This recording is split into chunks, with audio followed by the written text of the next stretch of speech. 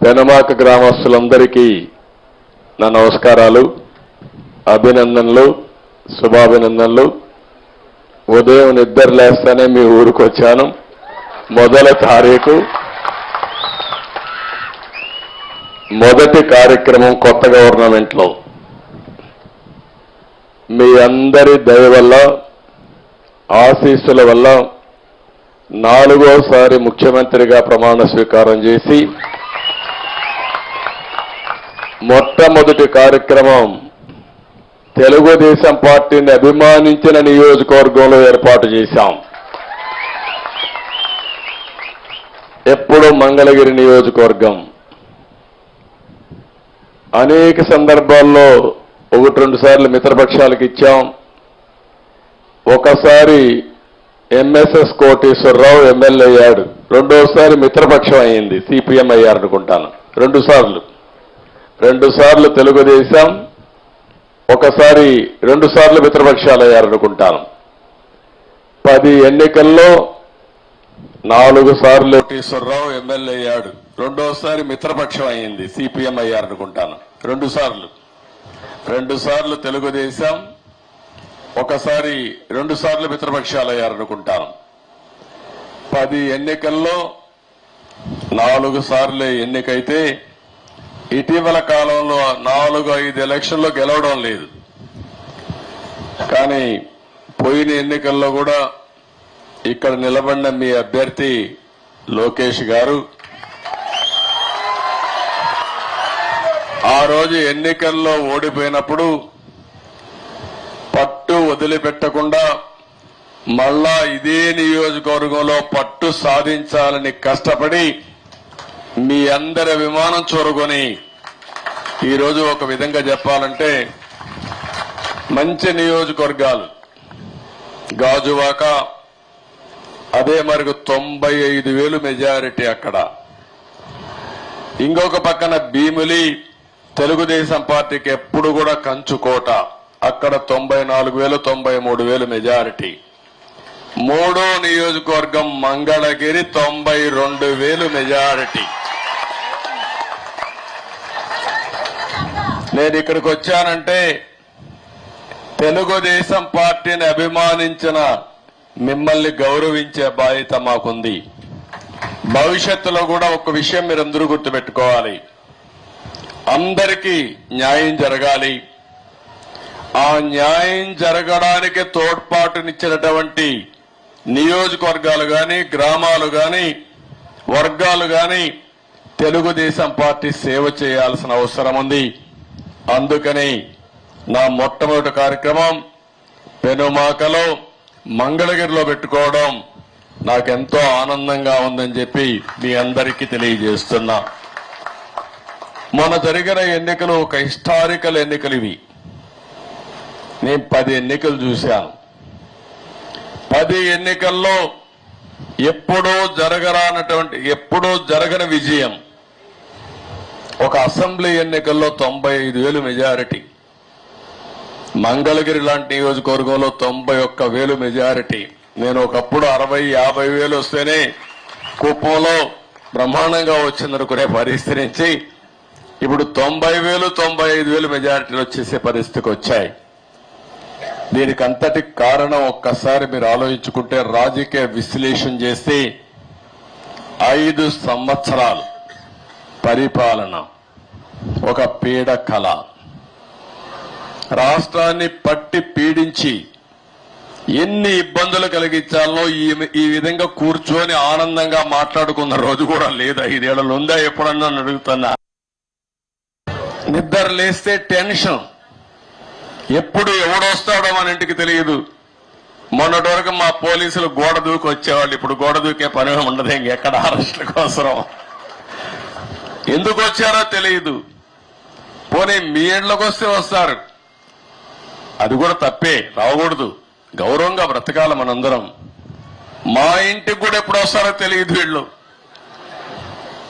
అంటే ఎంత భయంకరమైన వాతావరణం అంటే అంత భయంకరమైన వాతావరణంలో ఒక్కరని కాదు, అధికారులు అట్నే బతికారు, ప్రజలట్నే బతికారు, రాజకీయ నాయకులు అట్నే బతికారు. చాలా భయంకరమైన పరిస్థితి. ప్రజాస్వామ్యంలో అంతిమ న్యాయ నిర్ణేతలు ప్రజలే. ఇప్పుడు నాకు అర్థం కావడం లేదు, మీరందరూ కూడా ఓట్లు వేశారు, బ్రహ్మాండంగా వేశారు. ఈ రోజు మిరాకిల్ జరిగిపోవాలి రాత్రికి రాత్రి అని ఆలోచిస్తున్నారు. మీరందరూ అన్ని అయిపోవాలనుకుంటున్నారు. నేను నిన్న మొన్న పార్టీ ఆఫీస్కి వెళ్ళాను. పార్టీ ఆఫీస్కి వెళ్తే విపరీతంగా ప్రజలు వచ్చేసే పరిస్థితికి వస్తున్నారు. 5 ఏళ్లు అణగదొక్కారు, ఫ్రస్ట్రేషన్ లో ఉన్నారు. నిజమైన స్వాతంత్రం వచ్చిందని ప్రతి ఒక్కరూ రోడ్డు మీదకి వచ్చే పరిస్థితికి వచ్చారు. ఆ ఉత్సాహంలో నేను మీటింగ్ పోతే, ఆఫీసుకు పోతే వేల మంది వచ్చేస్తా ఉంటే వాళ్ళని ఎట్లా పరామర్శించాలో నాకే అర్థం కాని పరిస్థితుంది. ఒక పక్క సమస్యలు, ఒక పక్క ఉత్సాహం, రెండూ కలిపిన తర్వాత ఇవన్నీ జరిగే పరిస్థితి వచ్చింది. ఇంకొక పక్క మీరు ఒకసారి ఆలోచిస్తే అప్పులు ఎంతున్నాయో ఇంకా నాకే తెలియదు. ఎతుకుతున్నా రికార్డ్స్ అన్ని, వ్యవస్థలు ఎక్కడున్నాయో నాకే తెలియదు. అధికార యంత్రాంగం మొరేలు కూడా దెబ్బతినింది. బయట వాళ్ళు వచ్చి పెట్టుబడి పెట్టాలంటే భయపడే పరిస్థితికి వచ్చేశారు. మళ్లీ ఈ దుర్మార్గుడు వస్తే ఏమవుతుందని భయపడిపోయే పరిస్థితికి వచ్చారు. అంటే ఇవన్నీ కూడా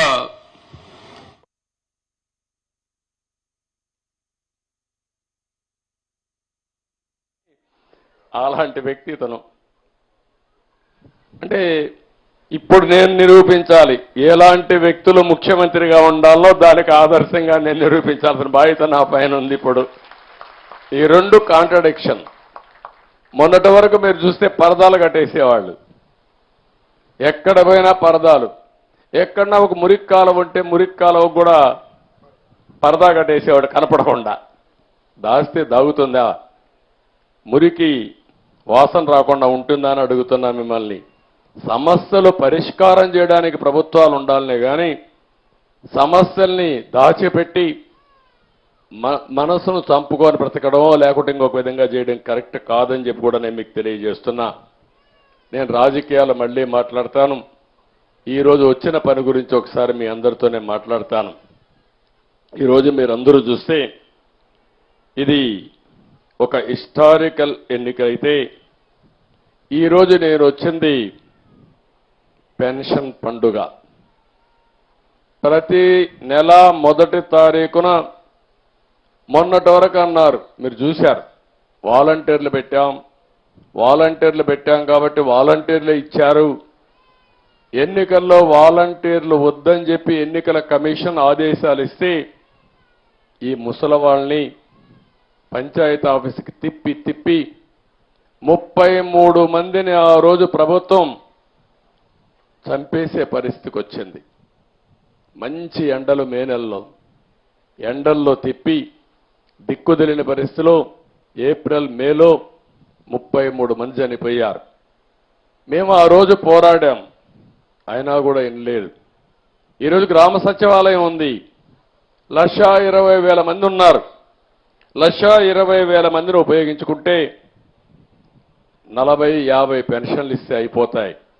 ఈరోజు అందుకనే ఆ పట్టుదలతోనే గ్రామ సచివాలయ సిబ్బందితో ఒకే రోజు రాష్ట్రంలో అందరికీ పెన్షన్ ఇచ్చే కార్యక్రమానికి శ్రీకారం చుట్టాం. ఎందుకు జరగదో చూపించాలని. అంటే ఒక మోసం చేసినప్పుడు ఏదైనా సరే ప్రజాహితం కోసం పనిచేయాలి తప్ప చేసింది రైట్ అని నిరూపించడానికి లేకుంటే వేరే ప్రత్యామ్నాయం లేదని చెప్పడానికి ఆ రోజు మీ అందరినీ కూడా ఇది చేసే పరిస్థితికి వచ్చారు. దగా, మోసం, మాట్లాడితే అబద్ధాలు. నిన్న కూడా మీరు చూస్తూ ఉంటారు, అనునిత్యం 5 ఏళ్లు అబద్ధాలతో బతికారు. ఇప్పుడు కూడా అబద్ధాలతో బతకాలనుకుంటున్నారు.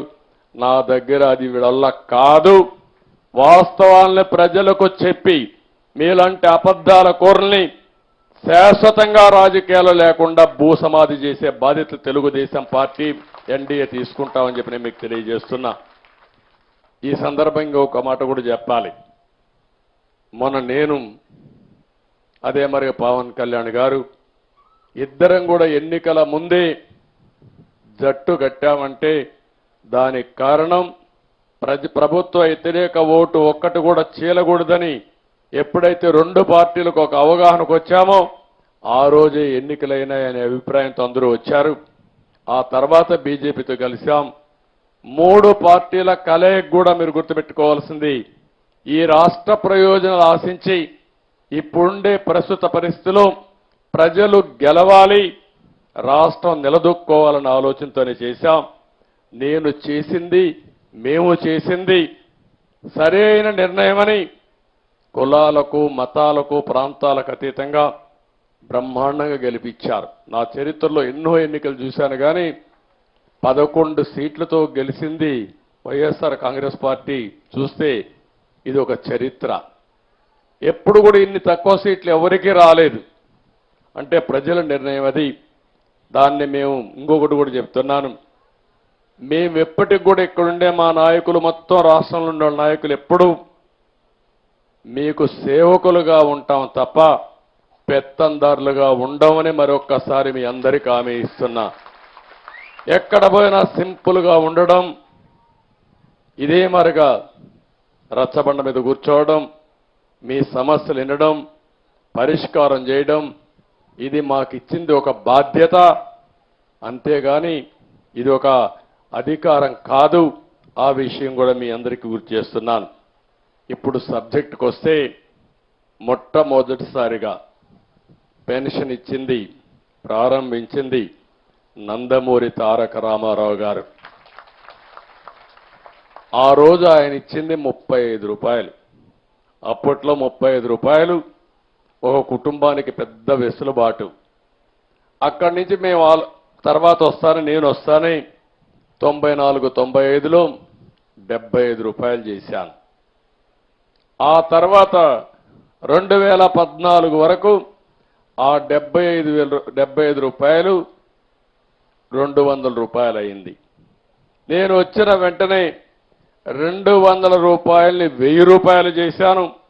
మళ్ళీ 200 రూపాయల్ని 2000 చేశాను. తద్వారా 2000 రూపాయలు చేయడమే కాకుండా ఇప్పుడు 3000 రూపాయలు ఉండే పింఛన్ని 4000 రూపాయలు చేశాను. అంటే మీరు గుర్తుపెట్టుకోవాల్సింది, మొత్తం 2875 రూపాయలు తెలుగుదేశం పార్టీ పెంచింది. అందులో మీరు నన్ను గౌరవించారు, ఆదరించారు. 2070 దగ్గర 75 రూపాయలు తీసేసి 2875 రూపాయలు 75 రూపాయలు తీసేసి 2800 రూపాయలు దగ్గర 35 రూపాయలు తీసేయాలి. 2840 రూపాయలు నేను ఇచ్చాను. అంటే ఈ పేదవాళ్లకు మీకు వచ్చే పింఛను నేను పింఛన పింఛనే అని చెప్పడానికి నేను గర్వపడుతున్నానని చెప్పి కూడా నేను మీకు తెలియజేస్తున్నా. ఇంకొక పక్కన మీరు ఒక్కసారి ఆలోచిస్తే, ఈరోజు మనం ఇచ్చే పింఛన్లు ఒక చరిత్ర, మామూలు కూడా కాదు. ఈరోజు మీరందరూ ఈ విషయం మీరు గుర్తుపెట్టుకోవాల్సిన అవసరం ఉంది. ఇప్పుడు మీ ఊరుంది, మీ ఊరు పెనుబాకలో 2595 మంది రకరకాల పింఛన్లు తీసుకుంటున్నారు. వీళ్ళందరికీ ఒక్కరోజు పింఛను 1,06,00,000 రూపాయలు ఈ ఊర్లో ఇస్తున్నాం. ఒక గ్రామంలో కోటి రూపాయల 6 లక్షల రూపాయలు ఇస్తున్నాం. జూలై నెలలో మాత్రం, ఎందుకంటే బకాయిలు కూడా ఇచ్చాం కాబట్టి, 1,20,00,000 రూపాయలు ఈ గ్రామంలో ఈ రోజు డిస్ట్రిబ్యూట్ చేస్తున్నాం. ఒక్క రోజులో ఒక్క గ్రామంలో 1,20,00,000 రూపాయలు. ఇంకొక పక్కన గుంటూరు జిల్లా మొత్తం వివిధ రకాల పింఛన్లు 2,61,588 ఇస్తున్నాం.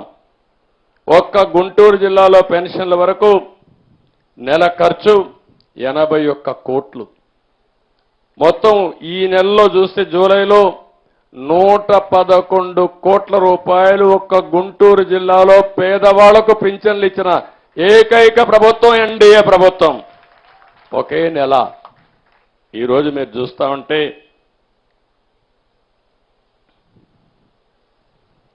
ఇంకొక పక్కన మీరు చూస్తే రాష్ట్రం మొత్తం రకరకాల పింఛన్లు 28 రకాల పింఛన్లు